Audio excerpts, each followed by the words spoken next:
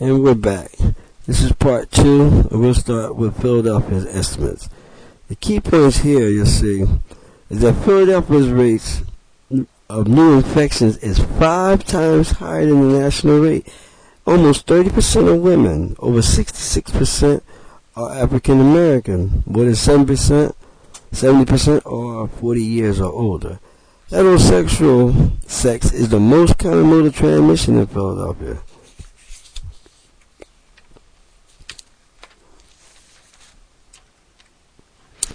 Now here, this is an article in Philadelphia Inquirer that I participated in. And you'll see this is the national average. It's 23 cases per 100,000. In New York it's 72, but look at Philadelphia. Philadelphia is 114 cases per 100,000. That's alarming. Here we have a city of neighborhoods, but don't get it twisted. Philadelphians are transient, very transient, and move all over the city. So we take our diseases with us also, including non-STDs like strep throat or the common cold.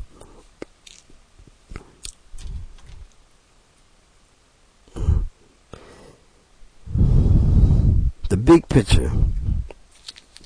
HIV is not just a medical condition. HIV is also social, economic, and political. It continues to impact the most vulnerable people in our society. The AIDS epidemic is proof of social injustice.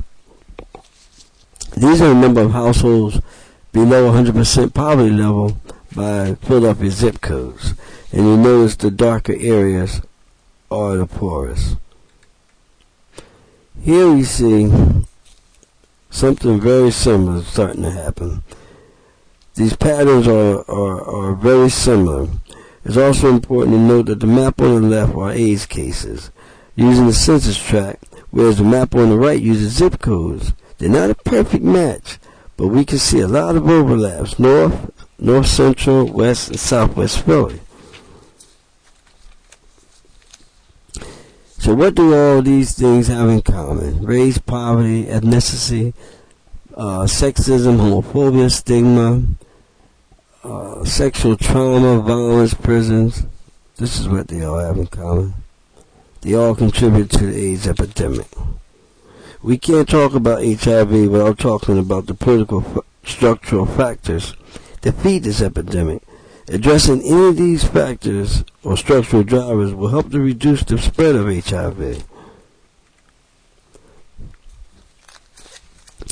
Here you have structural drivers are in place of attachment molecules of an HIV cell. The idea is that these factors all make the epidemic worse. If we can end any of these structural drivers, we could decrease the impact of HIV in our society. Prevention justice. The idea that we should think about HIV prevention as more than just condoms is called prevention justice.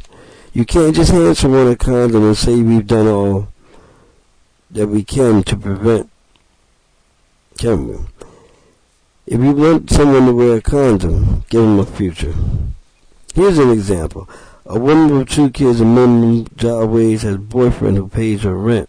He doesn't like to use condoms, although she would prefer to use them because she relies on financial support. She doesn't insist on the use.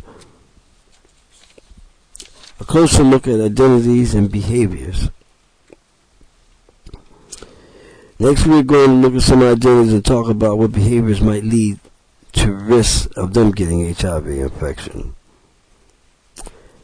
We see religion, disability, political belief, sexual orientation, work, language, substance abuse, recovery, mental health diagnosis, HIV, and diabetes. All of these things,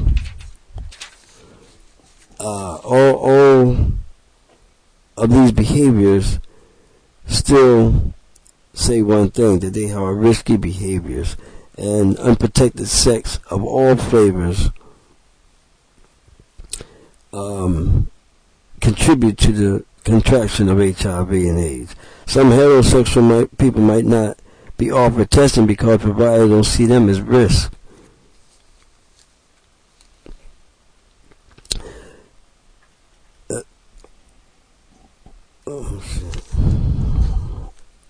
youth. As far as the youth, these are people from 13 to 23. This is what the CDC identifies as youth. And the question arises here.